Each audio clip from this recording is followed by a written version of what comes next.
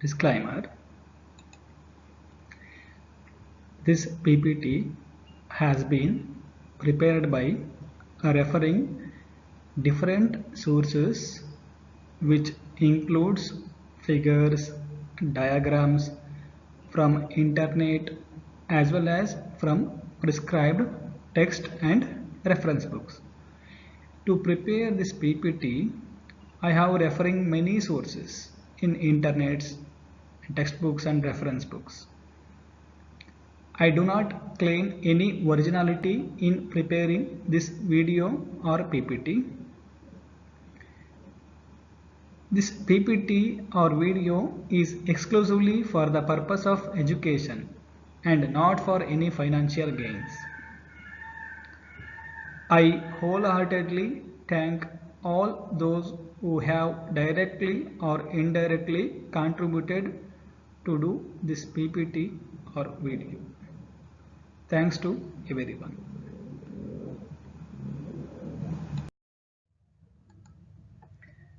Fluid conditioning through filters and strainers.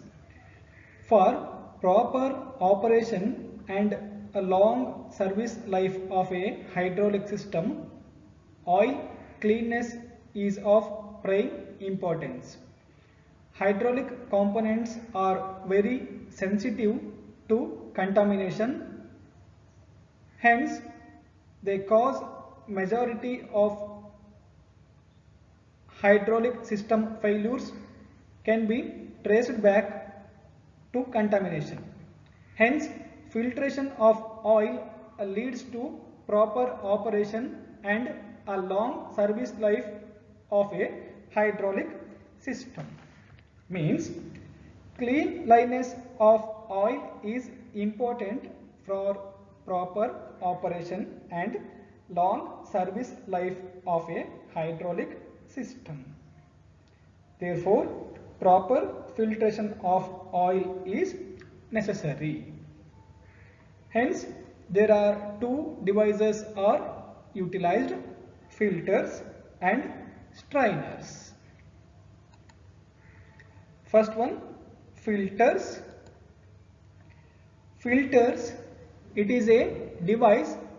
Its primary function is to remove the insoluble contaminants from the fluid using 5 porous medium. When the filters becomes dirty, it is discarded and replaced it by new one. Particle sizes removed by filters are measured in microns.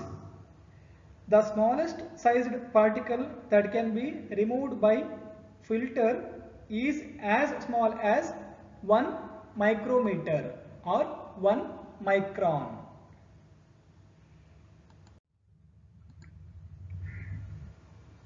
Next is strainers. Strainer is a device. Its function is to remove large particles from a fluid using a wire screen. The hydraulic strainer is a coarse filter. Strainers are constructed of fine wire mesh screens. They do not provide as fine as screening action as filters, but they offer less resistance to flow. See, compared with filter, the strainers are less efficient. They are used in pump suction lines where pressure drop must be kept to a minimum. Wherever pressure drop is minimum, in such cases strainers are utilized. The smallest sized particle that can be removed by strainer is as small as 150 microns or 150 micrometer.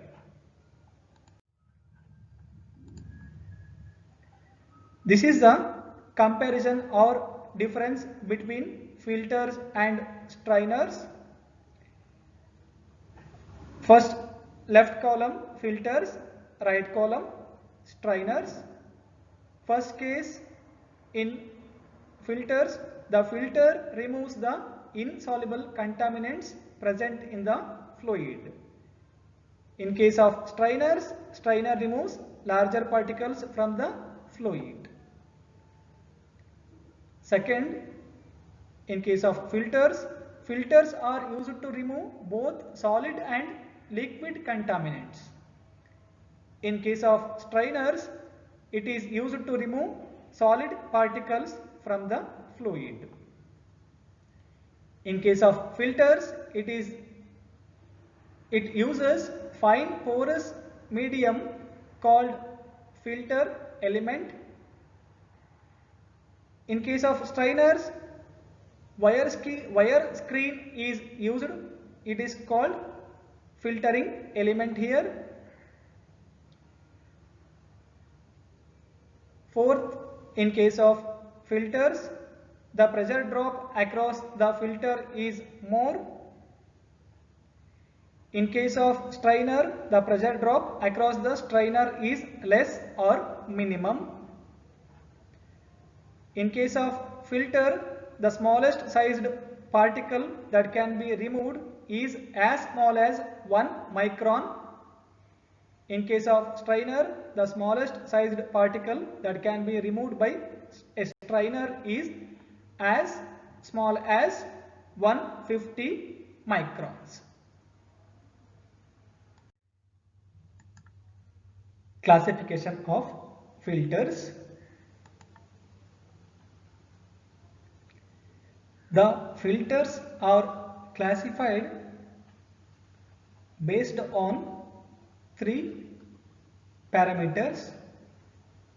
First one, according to the location of filters.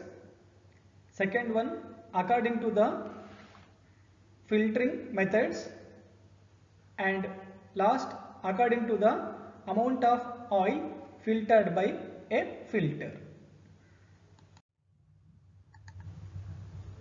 Filters are classified according to the location of filters. There are 3 types here: suction or inline filter, pressure line filter, return line filter.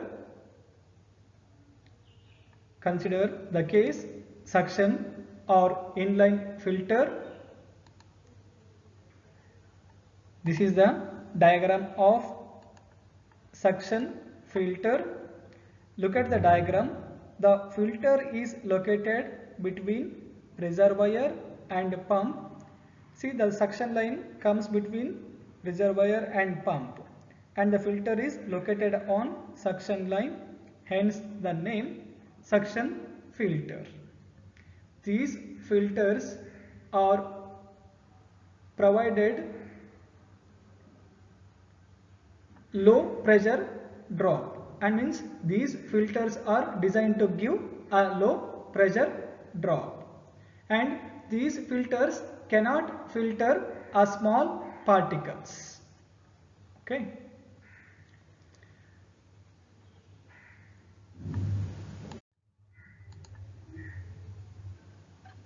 Next is pressure line filter or high pressure filter. Look at the diagram of pressure filter. See, after the pump, the filter is placed. This is the pressure line. Means the filter is located on pressure line, hence the name pressure line filter. The filter is placed immediately after the pump to protect valves and actuators, and here using a finer and smaller mesh as a filters.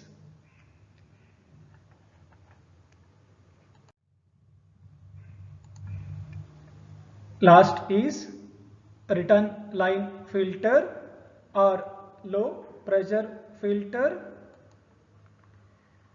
This is the diagram. See, this is the return line. The filter is located on the return line, hence the name return line filter.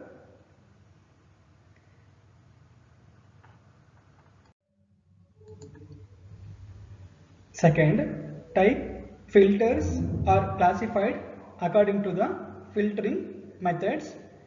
Here also there are three types: mechanical filters, absorption filters, adsorbent filters. Mechanical filters.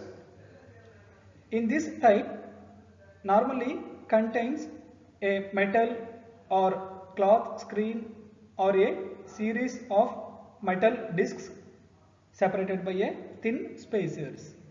These are used as a filtering materials. Mechanical filters are capable of removing only coarse particles from the fluid. Absorption filters. In these filters, paper, wood pulp, cloth, cellulose and asbestos are used as a filtering materials. In this type of filter, the particles are actually absorbed as the fluid permeates the material. Hence, these filters are used for to remove small particles.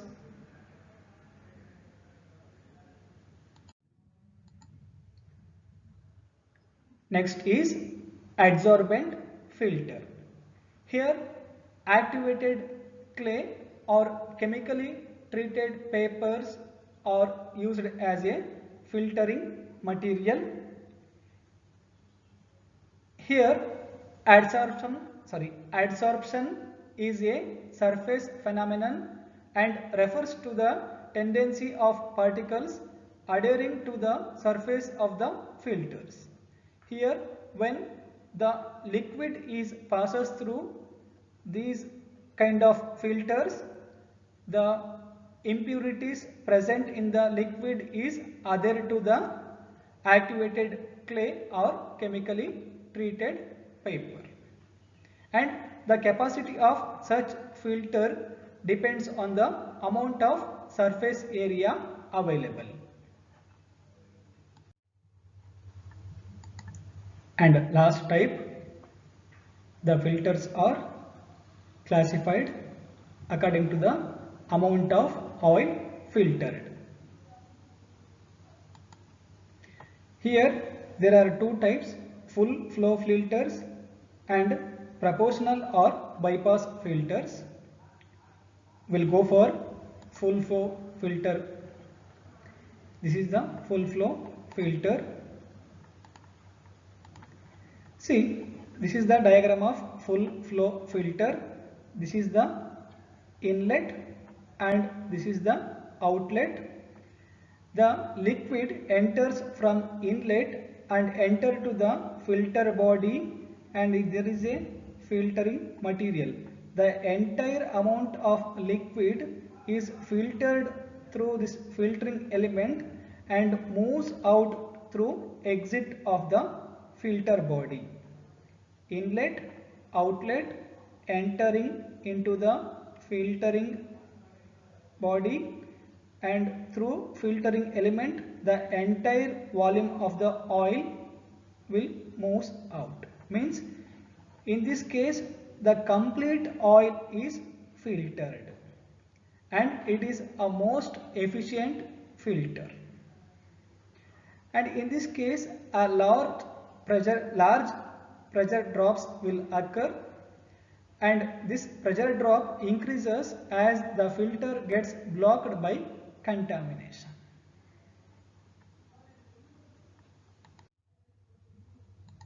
Second case or second type, bypass or proportional filter. This is the diagram. In this case, only a small portion of oil is passed through the filter instead of entire volume. The main flow is directly passed without filtration through a restricted passage. See, look at the diagram. Here is the inlet towards filtering, and this is the main passage. Once the oil enters to the main passage, when the oil enters to the main passage, only part of the liquid will enter to the filtering body or filter body, and remaining volume will directly go through main passage through this restricted section. Small amount of liquid will enter to the filtering body and filters through this filtering element and move through this pipe and connected to main passage. Inlet, outlet. Only small amount of or a small portion of the oil is filtered. Compared to full flow filter, it is less efficient.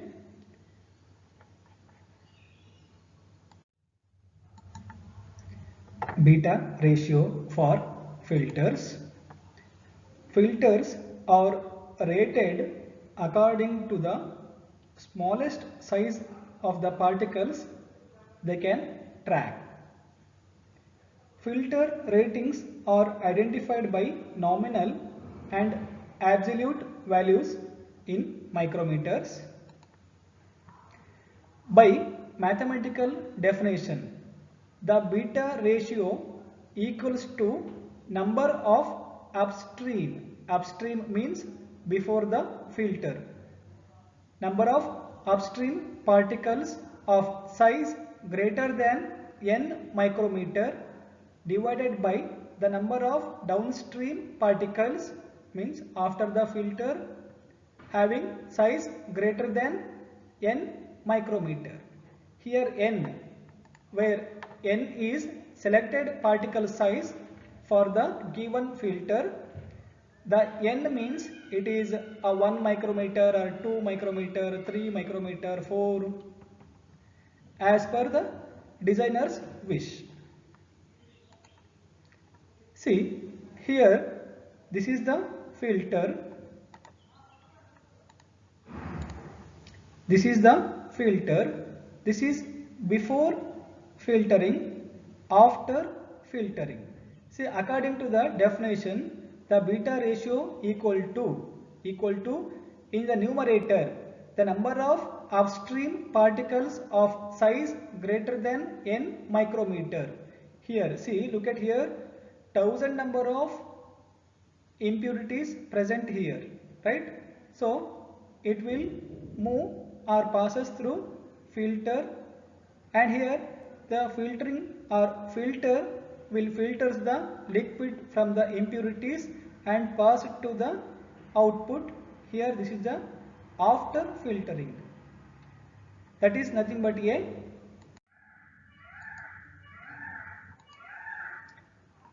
as per the mathematical definition, beta ratio is represented by number of upstream particles of size greater than n micrometer divided by number of downstream particles of size greater than n micrometer.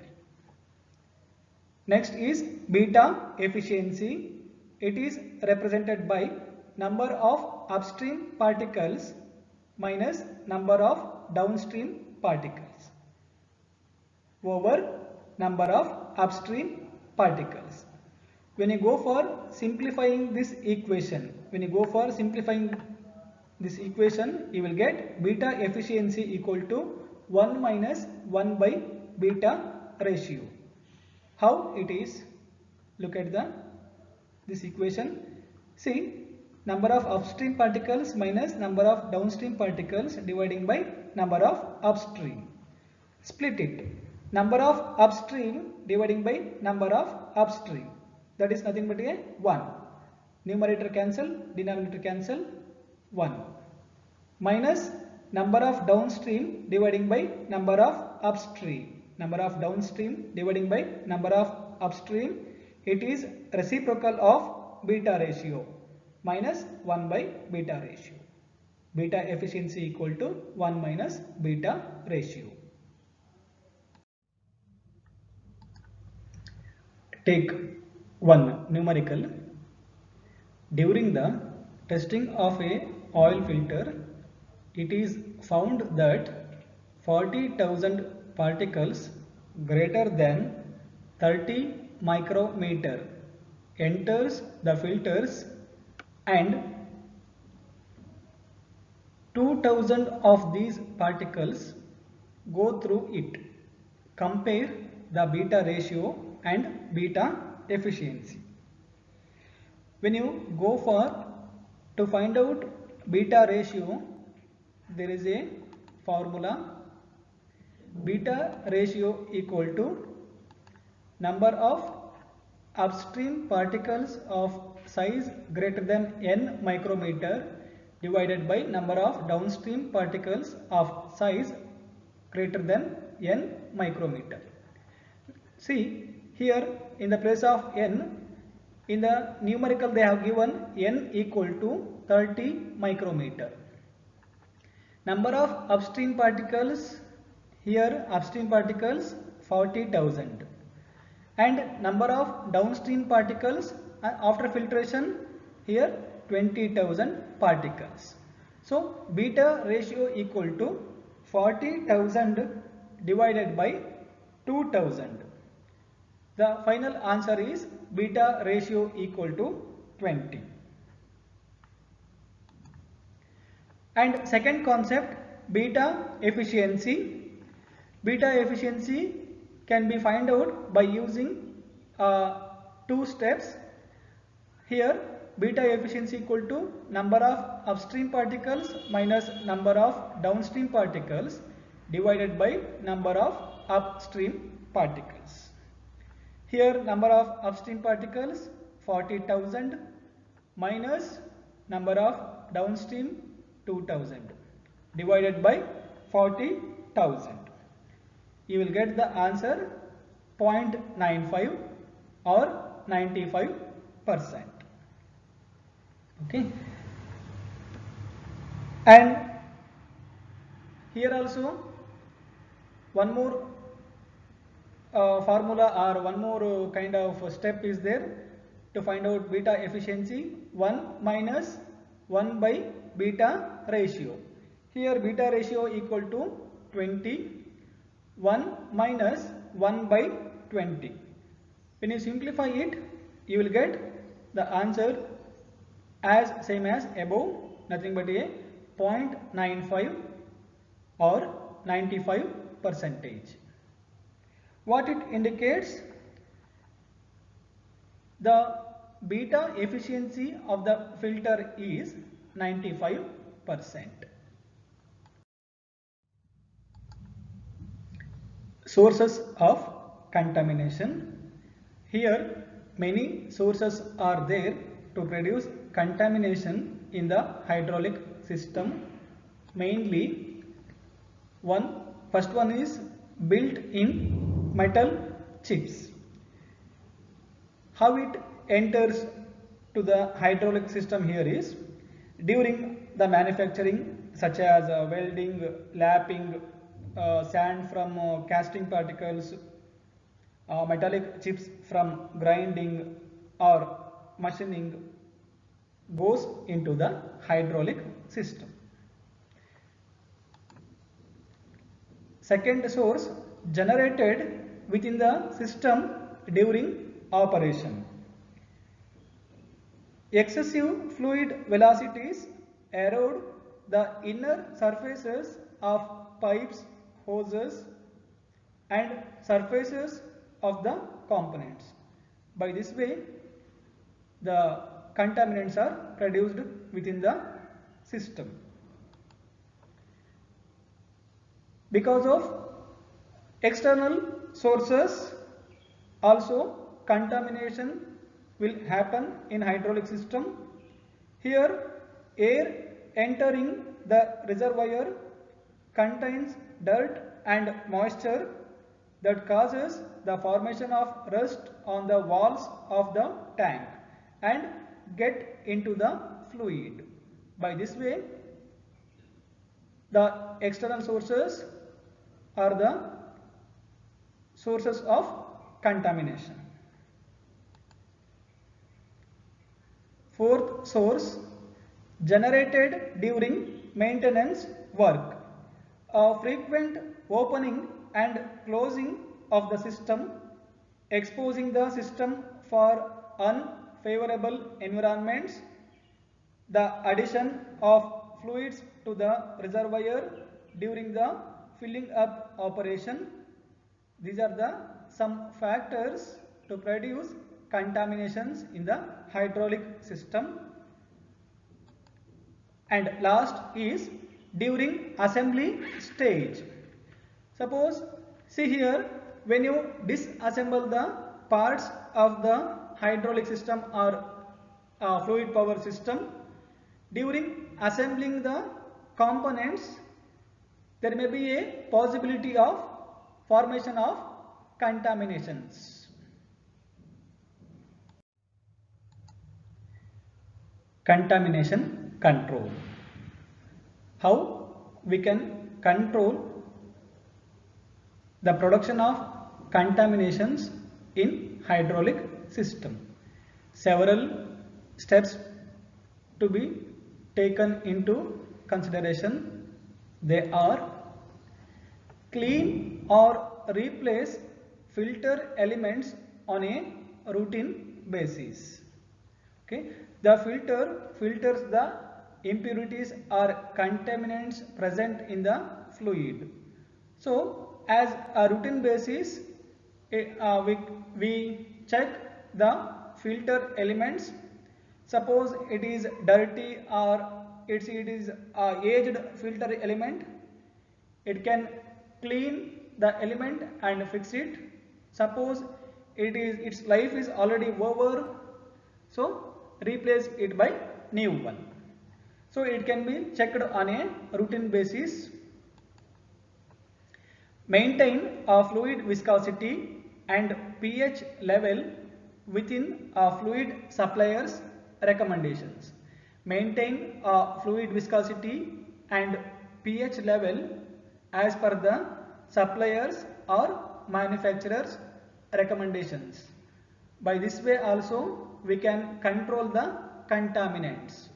Suppose there may be changes in the viscosity or there may be changes in the pH level, it will leads to producing the contaminants itself. Hence, maintain a proper fluid viscosity and pH level as per the manufacturer's recommendations. Minimize sources of water enter into the hydraulic system. See, proper maintenance required here and taken care of sources of water entry into the hydraulic system. It should be minimized. Because of minimize of these sources, we can control contaminations. Filter the hydraulic oil before using, hence minimize introducing contaminants into the system. Yeah, see, hydraulic oil, before using this hydraulic oil, filtration process to be done, because if this filtration process we can minimize contamination control, or we can minimize the contaminants introducing to the system. Finally, see, to control contaminants, proper maintain work to be done, and maintaining system cleanliness. Because of these two happening in a routine basis, we can easily control contaminants in the hydraulic or pneumatic system. Heat exchangers. Heat exchangers are the devices used for cooling the hydraulic fluid or hydraulic oil. See, the hydraulic fluid power system are designed to a normal operating temperature range is around 40 degree centigrade to 70 degree centigrade. Maintain the temperature of between 40 degree centigrade to 70 degree centigrade. Suppose excess heat is generated in the hydraulic system, no component can operate with 100% efficiency, right? So, because of excessive heat, several problems will arise. Mainly, temperature of the working fluid influences performance and efficiency of the hydraulic system, and excessive temperature will leads to oxidation of the fluid and reduces its viscosity, and the oil becomes too thin. It will leads to some problems. Excessive temperature results in oxidation of the hydraulic coil. It is also leads some problems. High temperature breaks the lubricating film and accelerates wear between closely fitting parts of hydraulic components like valves, pumps and actuators. Hence, temperature control is an important factor to be considered to maintain the performance and efficiency of the hydraulic system at its maximum level. Heat exchangers play very important role in fluid power system.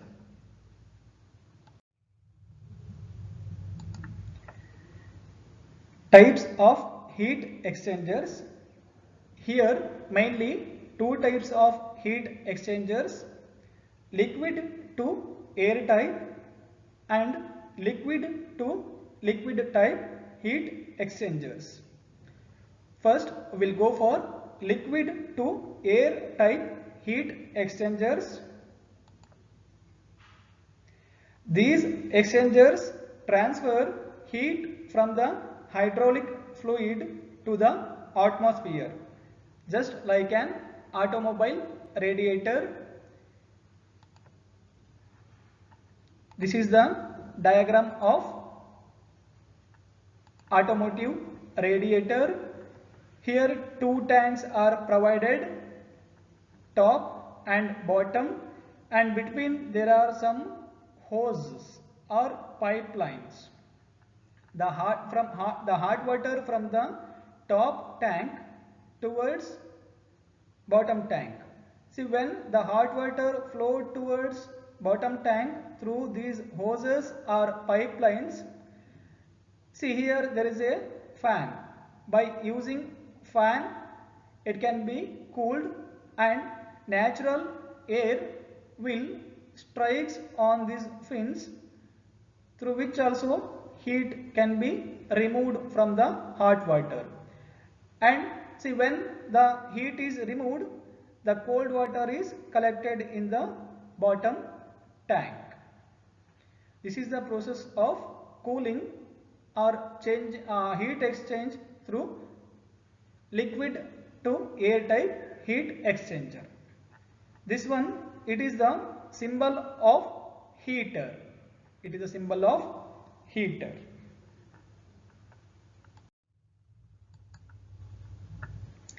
Second type heat exchanger, liquid to liquid type. In this case, shell and tube type heat exchanger is commonly used. This is the diagram of shell and tube type heat exchanger. This is the diagram. Here, these exchangers consist of a bundle of small tubes, placed inside the shell. See, in this diagram, the hot oil is transferred through tubes. The hot oil in pipe, it contains hot oil, and outside the tube there is a shell contain cold water, and here is the counter flow. Oil is moves on from this direction and move out with this direction, and cold water enter with this direction and out with this direction. Here hot oil enters through this pipe and contact with water inside the shell. So heat exchange takes place between hot oil and cold water. So here in outside of the exit of the shell or tube, cool oil is out, and in shell entrance is cold water, exit is warm water. So this is the working of liquid to liquid type heat exchanger. I will repeat. Through pipe hot oil will move, and through shell water is moving, and in pipe entrance is hot oil, exit is cold oil. In shell entry is cold water, exit is warm water. And this is the symbol of a cooler. Thank you.